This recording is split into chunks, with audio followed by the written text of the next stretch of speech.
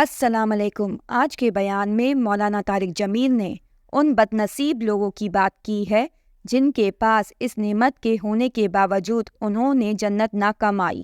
اب آپ کو ہم سناتے ہیں مولانا طارق جمیل کے بیان کے ذریعے ان بد نصیب لوگوں کے بارے میں۔ تم سب بچے بیٹھے ہو، والدین کو اپنی جنت بنا لو، ماں باپ کو اپنی جنت بنا لو، ان کی دعا لے لو۔ میرے نبی نے فرمایا کاش میری ماں زندہ ہوتی۔ ماں کا خاص طور پر منشن کیا، میری ماں کیوں کہ باپ کو تو دیکھا ہی نہیں اور ماں کو دیکھا ہے 6 سال۔ میری ماں زندہ ہوتی اور میں عشاء کی نماز کے مصلی پہ کھڑا ہوتا اور میرے گھر سے میری ماں کہتی محمد، تو میں ماں کے لیے نماز توڑ دیتا۔ میرا نبی کہہ رہا ہے۔ اور جب آپ حج پہ تشریف لے گئے اور ابوا کے میدان سے گزرے جہاں میرے نبی کی والدہ کا انتقال ہوا تھا، اس بات کو 57 سال گزر چکے ہیں۔ 6 برس کی عمر میں مدینہ سے نکلے 3 افراد، میرے نبی کی ماں، میرے نبی کے والد کی باندی ایمن، وہ بھی ماں ہیں، انہوں نے بھی دودھ پلایا تھا میرے نبی کو۔ 2 مائیں ہیں، ایک دودھ پلانے والی، ایک پیدا کرنے والی، اور ایک میرے نبی ہیں۔ جب ابوا کے پہاڑوں میں پہنچے تو اچانک ہارٹ اٹیک سے حضرت آمنہ 25 سال کی عمر میں انتقال فرما گئیں، اور میرے نبی نے اتنا اس کا غم لیا۔ 6 سال کا بچہ، میں سن 2000 میں وہاں گیا تھا، میرے آنسو نہیں رکنے کو آ رہے تھے کہ کہاں میرے نبی کی ماں کو اللہ نے اٹھایا، نہ کوئی آسرا، نہ کوئی سہارا، نہ کوئی رشتہ، نہ کوئی جھولی، نہ کوئی چھاؤں، ایسے تنہا یتیم کر دی۔ جب ان کو پتھروں میں دبا کے نیچے اترے، ایمن کو سے ہاتھ چھڑا کر بھاگے اور اوپر پہاڑی پہ چڑھ گئے۔ جب ایمن پیچھے گئیں تو ایمن نے کیا دیکھا کہ ابوا کے پہاڑ بھی رو رہے ہوں گے، اب ماں کی قبر کو چمٹ کے ایسے اوپر لیٹے ہوئے تھے، قبر کو پکڑا ہوا تھا، اوپر لیٹے ہوئے تھے۔ جب ایمن قریب آئیں تو سنا آپ کہہ رہے تھے اماں جی، آپ کو تو پتہ تھا آپ کے سوا میرا کوئی نہ تھا، آپ مجھے چھوڑ کے کہاں چلی گئی، کیوں چلی گئی؟ 6 سال کا بچہ پہلی موت دیکھ رہا ہے تو ان کو سمجھ میں نہیں آ رہا کہ میری ماں کے ساتھ ہوا کیا ہے۔ ایمن نے اٹھانا چاہا، آپ نے اٹھنے سے انکار کر دی۔ اس صدمے کو سینے میں لیے ہوئے 57 سال کے بعد، 7ویں دن بندہ رو نہیں سکتا، رونا ہی چاہے تو رونا نہیں آمدا، 57 سال کے بعد آپ اس وادی سے گزرے، اپنے اونٹنی کو ماں کی قبر کی طرف موڑ دیا، اور ان پلرز کو 3 گنا کرو تو وہ پہاڑ بنتا ہے، چھوٹی پہاڑی تھی۔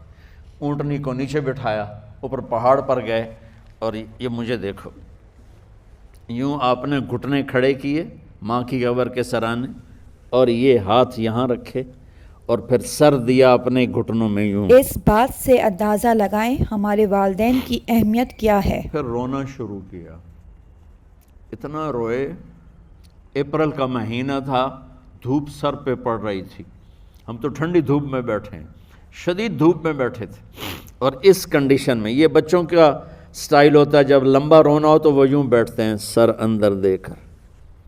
اتنا روئے کہ آپ کی داڑھی ساری آنسوں سے بھر گئی، سینہ تر ہو گیا، احرام تر ہو گیا، اور کئی گھنٹے بیٹھ کے روتے رہے۔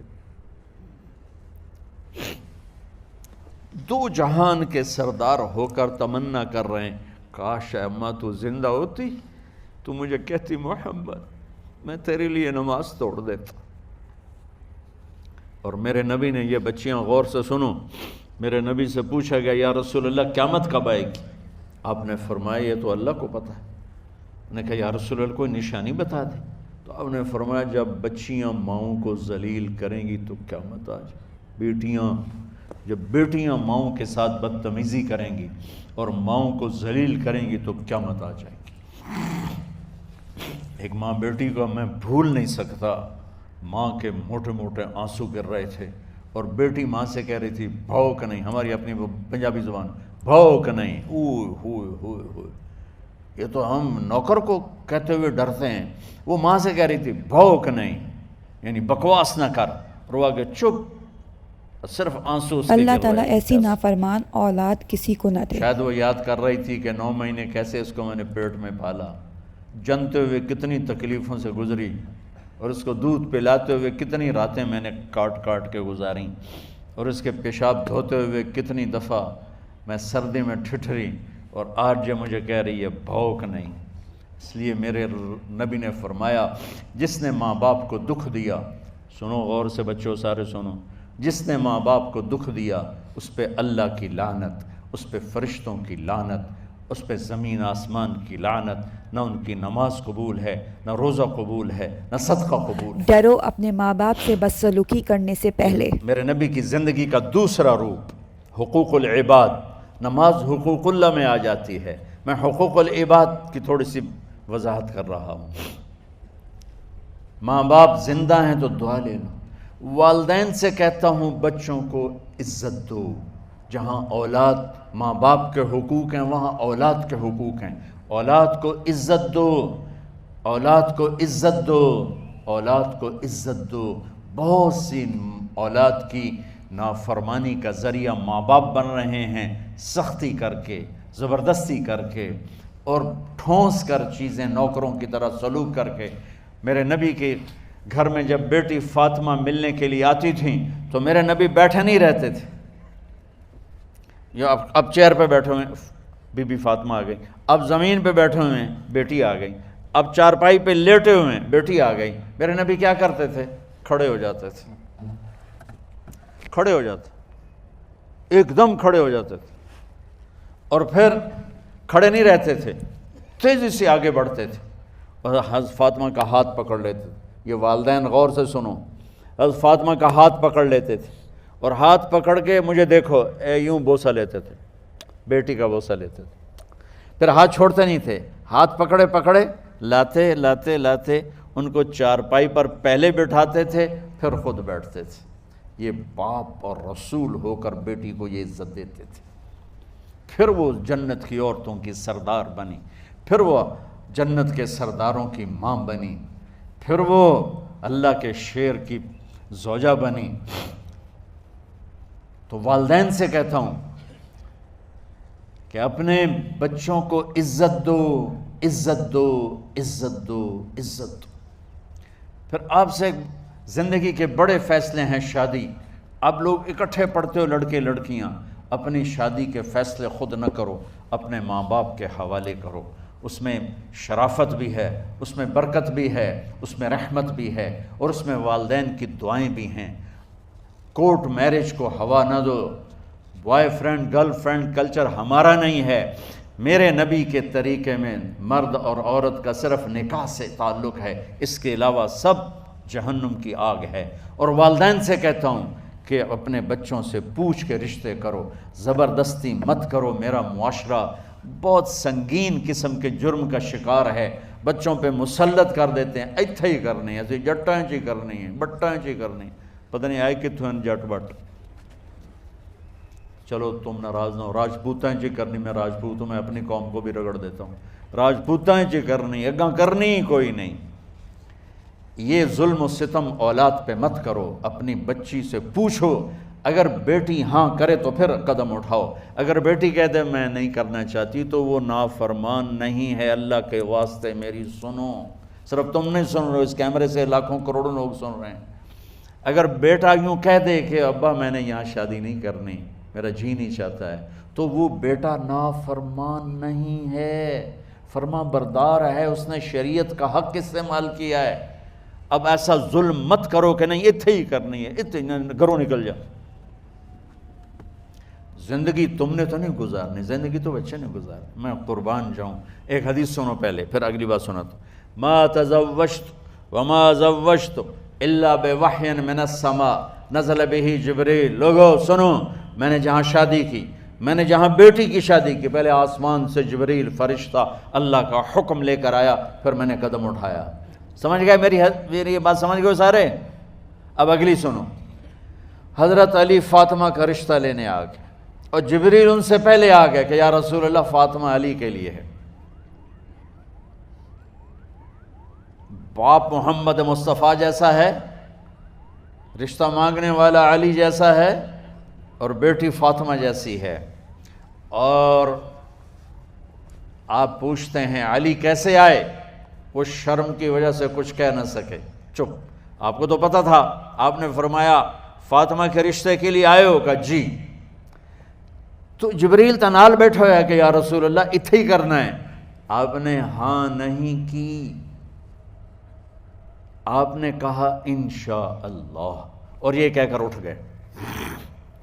انشاءاللہ نبی کا ہاں ہی ہوتا ہے، لیکن جبریل کے آنے کے باوجود اور اللہ کے کہنے کے باوجود میرے نبی کو بھی پتہ ہے کہ یہ رشتہ یہاں کاتب تقدیر نے لکھ دیا ہے، لیکن امت کو سبق سکھانے کے لیے آپ گھر تشریف لے گئے۔ بیٹی فاطمہ؟ کہ جی یا رسول اللہ۔ کہا علی کا رشتہ آیا ہے، میں ہاں کر دوں؟ سبحان اللہ۔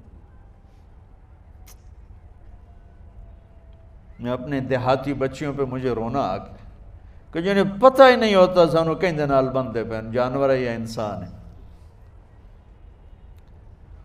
علی جیسا داماد، چلو علی کو چھوڑو، فاطمہ کو چھوڑو، جبریل آیا بیٹھا ہے، جبریل آیا بیٹھا ہے۔ اس کے بعد فاطمہ سے پوچھنے کی کیا بات ہے؟ جبریل آ کر کہہ رہا یا رسول اللہ، اللہ کہہ رہا فاطمہ علی کے لیے ہے اور علی فاطمہ کے لیے ہے، اور پھر آپ کہتے ہیں بیٹی فاطمہ ہاں کر دو؟ ہماری تو آج کی بیٹیاں انکار نہیں کرتی، چپ کر کے گاں ماش طرح بن چھڑ دین کلے نال۔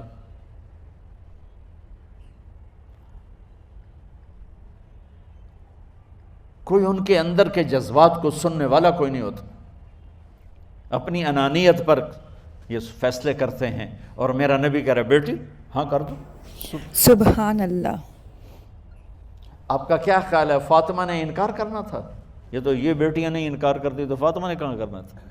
لیکن یہ سبق دینا تھا ان والدین کو جو نادانی میں نادانی کے فیصلے کر کے اولاد کو ہمیشہ، بے شک حضور اکرم صلی اللہ علیہ وسلم نے ہر رشتے کو ٹھنڈی اہمیت آگ دی میں ہے۔ دھکا دے دیتے ہیں۔ حضرت فاطمہ رضی اللہ تعالیٰ عنہا نے جب ہاں کی، پھر آپ باہر نکلے۔ اچھا مزے کا واقعہ ہو، حضرت علی اٹھ کے باہر نکلے تو صحابہ باہر کھڑے انتظار کر رہے تھے کہ کیا ہوا۔ حضرت علی کو بھیجنے والے تھے عبد الرحمن بن عوف۔ پہلے ابو بکر گئے تو آپ نے انکار کر دیا، عمر گئے رشتہ مانگا، آپ نے انکار کر دیا۔ عبد الرحمن بن عوف نے علی سے کہا آپ جائیں، آپ کا رشتہ رد نہیں ہوگا۔ کہنے لگے میرا تو ذاتی گھر بھی کوئی نہیں، مجھے کہاں سے رشتہ ملے گا، میں تو بالکل غریب ہوں۔ کہا نہیں تم جاؤ۔ تو واپس آتے انہوں نے عبد الرحمن بن عوف پہ چڑھائی کر دی، ویکھیا ہے نا تو میں نو گلے آئی، انکار ہو گیا۔ تو صحابہ نے پوچھا کیا ہوا؟ کہا کچھ کہا ہی نہیں، چپ کر کے اٹھ گئے۔ تو عبد الرحمن بن عوف کہنے لگے کچھ بولے صحیح، کہ بس اتنا کہا انشاءاللہ کا تو مبارک ہو، نبی کا انشاءاللہ ہاں ہوتا ہے۔ کہا اچھا، تو اتنے میں آپ باہر تشریف لے۔ کہا علی، کہا جی، کہا لو بلاؤ، لوگوں کو بلاؤ۔ ساری مسجد بھر گئی، آپ کے ساری مسجد فل ہو گئی۔ آپ ممبر پہ کھڑے ہوئے علی کو سامنے بٹھایا، کہا لوگو یہ جبریل میرے پاس اللہ کا پیغام لائے ہیں کہ میں فاطمہ بنت محمد کا نکاح علی بن ابی طالب کے ساتھ کر دوں۔ پھر آپ نے خطبہ پڑھا اور کہا کہ علی، ہائے ہائے ہائے، میں نے فاطمہ بنت محمد کو 400 درہم مہر کے عوض تیرے نکاح میں دیا، تو نے قبول کیا؟ حضرت علی نے زور سے نعرہ لگایا میں نے قبول کیا، اور سجدے میں چلے گئے، اللہ کا شکر کا سجدہ ادا کیا۔ پھر میرے نبی نے وہیں سارے مجمع کو شہد کا شربت پلایا اور تازہ کھجوریں کھلائیں۔ اور پھر جب رخصتی ہوئی تو آپ نے حضرت علی سے فرمایا کہ آپ آ کے لے جاؤ۔ پھر آپ نے حضرت ام سلمہ، حضرت حفصہ اور جناب حضرت عائشہ رضی اللہ تعالیٰ عنہ، ان تینوں کو بلا کر فرمایا تمہیں پتہ ہے نا مجھے فاطمہ سے کتنا پیار ہے، تو تم فاطمہ کو دلہن بناؤ، اس کی تیاری کرواؤ، اسے دلہن بناؤ۔ تو ان تینوں نے حضرت فاطمہ کو دلہن بنایا۔ پھر آپ نے حضرت علی کو پیغام بھجوایا، وہ تشریف لائے، اپنی اونٹنی لے کر آئے، حضرت عقیل ساتھ ہے، سلمان فارسی ساتھ ہے، اور دروازے پر اونٹنی بٹھائی، آپ علی کو اندر لے گئے اور یوں فاطمہ کا ہاتھ پکڑ کے علی کے ہاتھ میں دے کر فرمایا علی تمہیں نبی کی بیٹی مبارک۔ سبحان۔ پھر آپ نے کہا میری بیٹی فاطمہ، مجھے اپنے خاندان میں جو سب سے زیادہ محبوب تھا میں نے تیرا ہاتھ اس کے ہاتھ میں دے دیا ہے۔ والدین سے کہتا ہوں اپنے نبی کی زندگی پڑھو. میرا درد ہے کہ ہماری ثقافت میں اسلام داخل نہیں ہوا. ہمارے عبادت میں اسلام آ گیا. بہت سارا مجمع مرد عورتوں کا نمازی ہے، حاجی ہے، عمرے کرتے ہیں، لیکن ثقافت میں نبوت کی جھلک دکھائی دے، ثقافت میں اللہ کا نبی دکھائی دے، وہ نہیں ہے. زندگی بیت گئی اس انتظار میں. مدت سے لگ رہی تھی لب بام ٹک ٹکی، تھک تھک کے گر گئی نگہ انتظار آج. پتہ نہیں کب صبح ہوگی. چلو کہتے تو جائیں مجھے ہے اگرچہ بت ہیں جماعت کی آستینوں میں، مجھے ہے حکم اذان لا الہ الا اللہ. والدین کے ذمہ ہے اولاد کو عزت دینا، ان کے سب سے بڑی خواہش میں ان کا احترام کرنا کہ زندگی انہوں نے گزارنی ہے، اور آپ کے ذمہ ہے والدین کے آگے سر جھکا دینا. اللہ کے واسطے کورٹ میرجز اور خفیہ شادیاں یہ نہ ہماری ثقافت ہے نہ یہ انسانیت ہے. ہمیشہ دکھ دردوں میں زندگی گزرتی ہے کہ اصل زندگی تو موت کے بعد آنے والی ہے. تو والدین پڑھیں شریعت کو، اولاد بھی پڑھے اپنے نبی کی زندگی کو. ایک شخص حضرت عمر بے شک حضور اکرم صلی اللہ علیہ وسلم کی زندگی ہمارے لیے بہترین نمونہ ہے. کے پاس آیا ایک بیٹے کو لے کر، کہا امیر المومنین یہ میرا بیٹا بڑا نافرمان ہے اور مجھے بہت تنگ کرتا ہے. حضرت عمر کے پاس لاٹھی ہوتی تو انہوں نے یوں اٹھائی. وہ کہنے لگا حضور معافی دیا جائے، ایک میری گل سن لو. آپ نے فرمایا کیا؟ کہنے لگا ماں پیو دے بڑے حق ہیں. بالکل ٹھیک ہے، پر کوئی ساڈا حق بھی ہے ماں پیو تے؟ آپ نے کہا ہاں. آپ نے کہا ہاں. کہنے لگے ذرا وہ بتا دیں. کہا پہلا حق ہے اچھی ماں تلاش کرے، نیک عورت تلاش کرے. دوسرا حق یہ ہے نام اچھا رکھے. تیسرا حق یہ ہے اس کو قرآن کی تعلیم دے. کہا جی پھر سن لو حضرت جی، میرے پیو کو پوچھو اس حبشی عورت نال شادی کر کے مینوں حبشی ماں دیتی، انہوں کوئی عرب ماں ہی نہیں لتی. میرا پہلا حق اس مارے ہے. دوسرا سن لو، اس نے میرا نام جولان رکھا ہے.